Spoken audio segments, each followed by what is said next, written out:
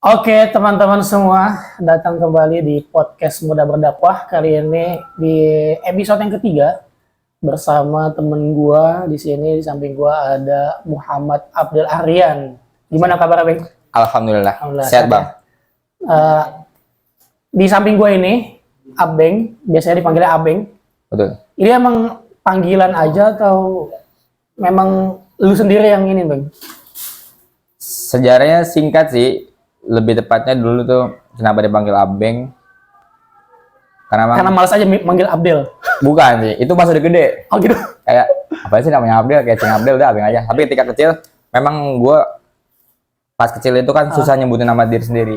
Oh, Abdel, oke. akhirnya Abeng. Akhirnya di masyarakat Dikenalnya Abeng. Oke. Nah, Abeng ini teman-teman, ternyata yang gue baru tahu tadi, ternyata dia punya lisensi sebagai AMIL ya. Dan ini resmi dari pemerintah, BNSP langsung ya. Betul. Langsung sertifikasinya di sana ya. Nah, nama sertifikasinya apa berarti? Sertifikasi kompetensi AMIL. Kompetensi AMIL. Ya, Karena yang kan bidang 3. gue juga kan punya sertifikasi profesi, cuman Betul. pemandu gunung. Oh, ya. Pemandu gunung, makanya pada saat itu ya yang ngetes ya orang-orang yang kompeten di gunungan gitu. Betul. Nah, kalau lu berarti di sertifikasi AMIL ya, AMIL zakat. AMIL zakat. Nah, berhubung di samping gue ini profesinya juga sebagai AMIL di sebuah lembaga, apa nyebutnya? Lembaga sosial? Lembaga AMIL zakat. Lembaga AMIL zakat. Betul. Lembaga AMIL zakat, namanya Rumah Sosial Kutub. Kalau misalkan teman-teman tahu, RSIK. Iya. Nama Instagramnya apa? Rumah Sosial Kutub. Nah, ya. Nah, jadi Rumah Sosial Kutub itu lembaga AMIL zakat di mana banyak banget program-program yang bagus dan cukup menarik perhatian karena satu-satunya yang menurut gue yang pertama kali ya menerapkan program sedekah melalui minyak jelantah. Nah, Abeng ini salah satu orang yang setiap hari tuh ngurusin kayak gitu ya berarti ya? Ya. Setiap hari tuh memang di bagian yang ngurusin minyak jelantah gimana? Ya betul. Jadi di Rumah Sosial Kutub itu kan banyak divisinya juga ya bagiannya gitu. Ada yang terkait fundraising, ZIS, community development, kemudian media, dan divisi gua fokus kepada divisi sedekah minyak jelantah. Jadi divisi tersenyum. Tersenyum itu Divisinya singkatan. divisi tersenyum. Betul. Tersenyum terima sedekah minyak untuk mereka. Minyaknya minyak jelantah. Jadi yang memang mengedukasi, kemudian menjemput terkait sedekah-sedekah masyarakat supaya bisa sedekah dengan hal yang mudah, murah, berkelanjutan, yaitu lewat minyak jelantah. Nah, tapi ini menarik banget kenapa disebutnya sedekah minyak jelantah, karena kan di satu sisi kita sebelumnya itu beranggapan minyak jelantah itu ya udah jadi limbah aja gitu loh. Betul. Tinggal dibuang aja gitu loh. Padahal atau kalau enggak minyak jelantahnya dikumpulin terus dijual. Ya. Nah, cuman ini baru ketemu lagi disedekahin. Jadi minyak jelantahnya itu disedekahin melalui program tersenyum itu ya. Tersenyum. Nah, ini awal mulanya apakah memang dari yang menginisiasi itu sadar akan lingkungan kah, atau memang ya coba-coba cari program yang menarik kah, tuh gimana nih bisa muncul ide jadi sedekah minyak jelantah? Ya. So awalnya itu kan kita kan Rumah Sosial Kutub kan lembaga zakat yang lahir dari sebuah komunitas, Bang. Jadi namanya kan Rumah Sosial Kutub. Kutubnya itu KUTUB itu komunitas juga, komunitas tahajud berantai, kayak Odots lah. Tapi dia bidangnya untuk ngingetin tahajud setiap malam. Nah, itu 2014. Berarti awalnya itu dari Kutub itu. Betul, 2018 cerita Rumah Sosial Kutub. Kita awalnya memang gerakin di community internalnya gitu, terkait sedekah minyak jelantah tadi teman-teman internal komunitas. Berarti Sedekah berawal dari sampah, internal barang ya? bekas dan minyak jelantah. Oke. Nah, kemudian viral jadi di lirik juga sama pemerintah waktu itu di Dinas Lingkungan Hidup Provinsi DKI Jakarta, dan kita alhamdulillah di tahun 2019 itu tahun 2020 awal ya ada lomba namanya Inovasi Pelayanan Publik mewakili DKI Jakarta di nasional bersama Kementerian Pan-RB, digandeng juga sama Dinas Lingkungan Hidup Provinsi DKI Jakarta gitu. Lomba masuk menang ke top 99 program terbaik. Sebelumnya ini udah jadi lembaga Jiswaf atau belum? Kita udah Jiswaf, tapi memang masih menginduk menjadi UPZ-nya Basis DKI Jakarta. Oke. Terus akhirnya lomba menang kan top 99 diadopsilah program tersebut ya menjadi program awalnya di wilayah kota Jakarta Selatan, namanya Kampung Tersenyum. Sama Pak Wali Kota di launching di satu kelurahan, kemudian dijalanin di semua kelurahan di Jakarta Selatan. Merambah sampai saat ini di 14 kota, 5 provinsi, juga sekitar 690 sekolah berjalan. Oke. Gitu. Berarti memang fokus program awalnya itu di situ ya. Di situ, betul. Meskipun pada akhirnya juga ke hal-hal yang lain kan, artinya Betul, udah betul. hanya program Tersenyum aja Iya. kan pastinya. Tersenyum kan menjadi salah satu program ya dari kita ngajak masyarakat, tugas Amil kan ngajak jemput zakat, infak, sedekah, wakaf kan. Nah di situ salah satunya adalah sedekah minyak jelantah. Kita juga punya program yang lain gitu, dan bisa juga mengajak di platform juga gitu. Nah, segmentasinya ini berarti ke kampung-kampung aja kah atau ada komunitas-komunitas lain? Kalau untuk Apa cuma masyarakat doang buat sedekah minyak jelantah ini? Iya, untuk sedekah minyak jelantah ya, karena memang alhamdulillah ya, kita memang lembaga zakat yang memang tuh kolaborasinya juga banyak orang ya, jadi pentahelix juga gitu. Jadi ada kita sebagai edukator, ada pemerintah sebagai pemangku kebijakan di masyarakat, ada masyarakatnya ya, supaya nanti bisa diedukasi buat gak buang limbah sembarangan tadi. Kemudian sama pihak yang menjadi pengolahannya, eksportirnya. Karena nanti minyak jelantah diekspor gitu. Seperti nanti disitulah banyak pihak yang terkait. Maka edukasinya bukan sekedar ke masyarakat sebenarnya. Sekarang udah dari masyarakat umum ya, RT RW, kelurahan, kemudian sekolah. Oh, sekolah juga? Iya, UMKM. Apa nama programnya berarti? Sekolah Tersenyum. Sekolah Tersenyum. Oh, tadi kalau kampung Tersenyum. Di Jaksel, Kalau betul. di Jaksel. Oh, kalau di daerah lain beda? Di Jakarta Barat, Keluarga Tersenyum. Keluarga Tersenyum. Oke. Jakarta Selatan, Kota Tersenyum. Oh gitu, sesuai dengan ini kali kebiasaan masyarakat di sana. Betul. Dan memang setiap kota juga di DKI khususnya itu memiliki instruksi wali kotanya masing-masing.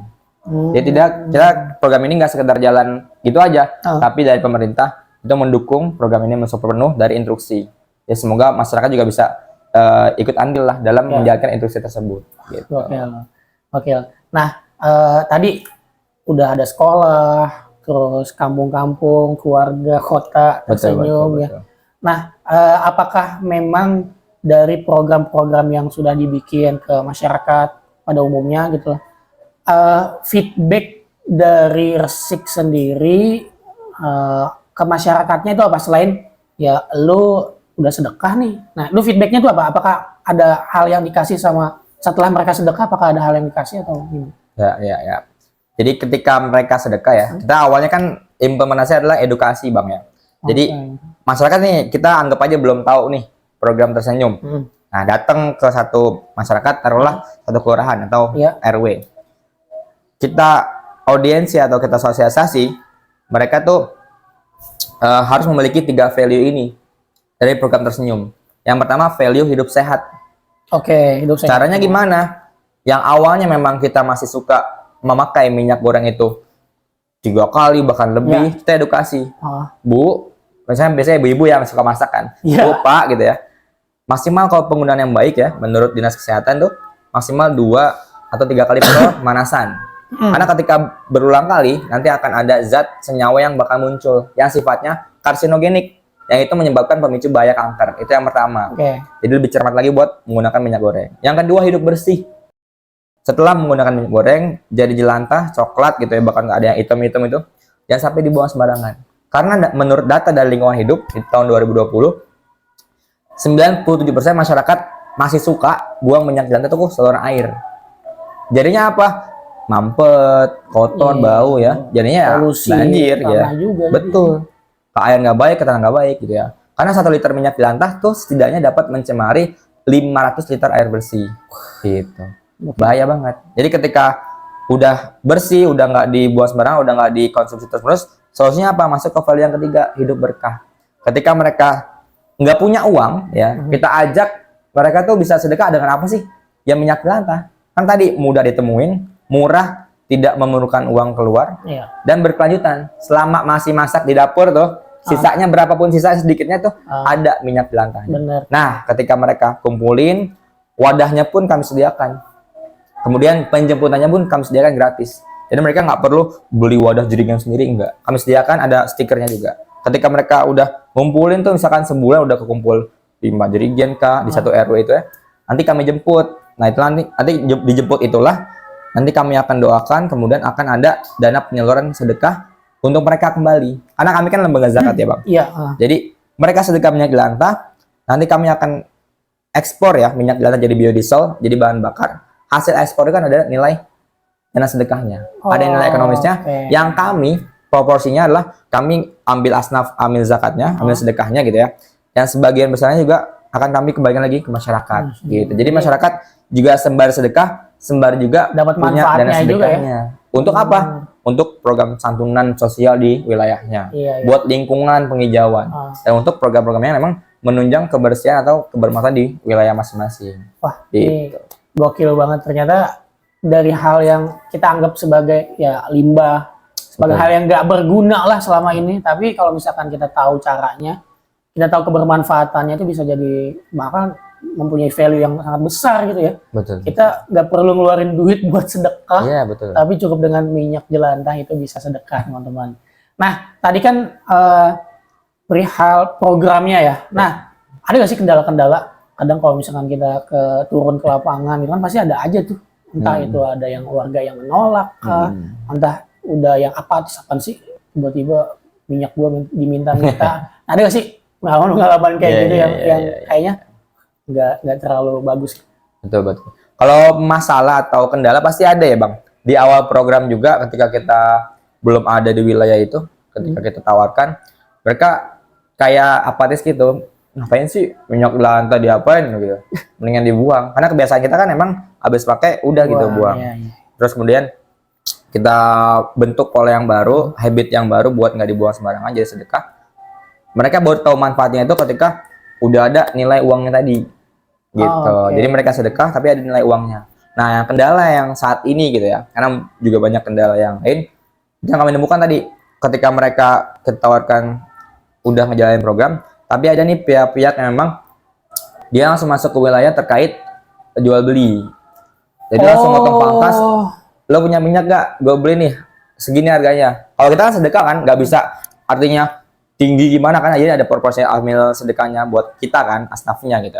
Jadi ketika ke warga ada pihak yang emang nawarin harga lebih tinggi, jadi itu nggak tahu buat apa juga minyak jelantahnya, itu bahaya juga. Tapi mereka karena ada nilai uang yang lebih tinggi tadi, mereka kadang ada beberapa warga gitu ya, sekelompok warga yang akhirnya udah dijual. Padahal manfaatnya kalau jual itu sangat tidak baik. Kenapa? Yang pertama, data penanganan limbahnya itu nggak terdata. Ya, betul. Sama pemerintah. Betul. Karena setiap kita 6 bulan sekali itu kita monitoring laporan ke pemerintah buat Jaksel nih selama 6 bulan ini berapa sih limbah yang tertangani, dan sedekahnya berapa dampaknya, itu kami tahu. Ketika dijual sembarangan ya nggak tahu. Yang kedua, kita nggak bisa memastikan minyak jelantahnya itu dikelola lagi jadi biodiesel apa enggak. Ada yang memang kan ada oknum nakal ya, jadi minyak jelantah disaring lagi, dijernihkan lagi, dijual lagi jadi minyak lagi. Ya itu bahaya banget. Dan kita makin gak sehat kayak gitu. Ini parah banget ya, yang tadinya masyarakat tuh niatnya buat sedekah betul. Tapi karena ada nilai yang diiming-imingi barangnya ya, dah lu daripada sedekah mendingan lu gua beli aja, duitnya buat lu. Ya apalagi masyarakat yang belum teredukasi itu pasti bakal pengaruh banget kayak gitu. Betul. Nah, kalau kayak begitu, kalau misalnya ada kasus kayak gitu tuh, nah itu solusi dari teman-teman asiknya, terutama teman-teman tersenyum nih apa gimana? Apakah langsung lapor kah? Atau ya langsung ngekat di jalan kah? Atau ya udahlah kalau ada yang kayak gitu biarin aja? Ya, alhamdulillah kalau di sistem di kita ya Bang ya. Jadi kan ada namanya awal implementasi dan ada maintenance. Maintenance itu setiap 3 bulan sekali kita ke lapangan, gimana kondisi programnya. Nah, ketika ada kendala seperti itu, ada performa yang turun dari sedekahnya rutin itu mereka setiap langsung bulan. Dicek ya. Langsung kami cek pertama by back office kan, gitu. Dihubungin, telepon, bla bla bla. Kalau misalkan memang turun juga gitu, karena pemerintah juga intervensi lihat kan ketika laporan kok jelek nih kelurahan ini atau wilayah ini gitu ya. Kita akan datang langsung buat diskusi lah, Bu, ada apa kendalanya. Kata, iya nih harganya ini habis itu dijual. Nah, baru kita edukasi tuh. Mungkin adain pertemuan lagi di wilayah terkait mungkin karena warga kan harus diedukasi ya, karena warga ketika kita nggak edukasi secara terus-menerus berulang kali gitu ya, mereka otomatis kayak masih ada sih programnya, udah jual aja gitu. Jadi harus memang diedukasi terus-menerus. Kemudian langkah berikutnya adalah kita utamakan atau ditekankan adalah value sedekahnya. Jadi Bu, ketika Ibu jual nih, mungkin untungnya ya buat pribadi masing-masing gitu. Tapi ketika sedekah, Ibu tahu nggak Bu, jariahnya buat ngumpulin keluarga, kemudian Ibu ada pahala di situ, sekalian pahala, datanya juga masuk. Habis itu Ibu juga bisa bermanfaat juga buat orang, nanti dana sosialnya buat bermanfaatan. Gitu. Iya, benar. Akhirat juga dapat, dunia insya Allah ngikut. Masya Allah. Nah berarti value yang ditekanin tuh ya tadi ya, yang di sedekahnya itu ya. Betul. Karena lu mungkin nggak bisa sedekah nggak pakai harta, tapi dengan barang bekas yang lu punya ibaratnya. Ya sama kayak mungkin ada orang yang ngejual barang bekas tapi hasil jualnya itu dibikin sedekah. Nah, cuman kalau ini di minyak jelantah. Betul. Minyak jelantah. Nah, terus yang terakhir, kalau misalkan target kedepannya itu kan sejauh ini berarti Tersenyum ini Jakarta aja atau udah daerah lain juga? Sudah 5 provinsi di 15 kota sih. Oh gitu. Kita memang pengen menjangkau, insya Allah. Saya pakai kaos ini ya. Indonesia Tersenyum. Jadi untuk mewujudkan bersama Indonesia Tersenyum. Jadi tersenyum dalam arti bahagia, tapi dalam konteksnya ya semoga program sedekah minyak jelantah ini bisa seluruh Indonesia, bahkan go internasional juga gitu. Berarti kalau sorry gua baik lagi. Berarti kalau kayak gitu birokrasinya tuh lu ke Tersenyum ini ke dinas dulu kah atau langsung ke RT RW kah buat sosialisasi ke warganya? Betul. Kalau untuk di wilayah ya terutama kita memang ada namanya tahapan audiensi ke pemerintah gitu. Tapi di audiensi itu kita punya beberapa sampel yang udah jalan juga kan. Karena memang kalau di DKI udah settle ya, di Jabodetabek juga udah lumayan ya untuk perkembangannya tadi tuh dari warga komplek ya, kemudian kita nanti baru audiensi ke pemerintah, nanti baru dijalanin lagi diperbanyak. Insya Allah juga dalam waktu dekat ada juga Depok Tersenyum gitu kan, Depok ya. Kita kemudian di seluruh komplek perumahan juga, karena kita juga udah ada di Tegal gitu ya, di Jogja dengan mitra kita Serang, Banten, kemudian juga di Jogja tadi ya, Cianjur juga tuh kemarin, dan beberapa wilayah lainnya lah, Brebes juga. Jadi banyak insya Allah ya kedepannya emang kita munculin Indonesia Tersenyum sama value kita untuk mengedukasi masyarakat supaya ternyata dari hal yang simple nih, yang kecil, dampaknya itu luar biasa juga buat kehidupan kita. Iya, Insya Allah, keren banget guys. Ternyata dari hal kecil kita bisa bermanfaat buat masyarakat. Mungkin halnya kita melihat hal tersebut nggak ada gunanya buat kita gitu ya, buat kita. Tapi kalau misalkan kita manfaatkan dengan baik, ada wadahnya, bisa membuat bermanfaat bagi yang membutuhkan melalui program Indonesia Tersenyum. Oke, Bang, thank you banget udah sharing-sharing di sini. Semoga cita-citanya tercapai, menjadi Indonesia yang senantiasa tersenyum. Amin. Dan semoga teman-teman juga bisa terus bermanfaat, karena kebermanfaat itu nggak melulu dari hal yang besar, bisa dari hal yang kecil. Oke, sekian. Assalamualaikum warahmatullahi wabarakatuh.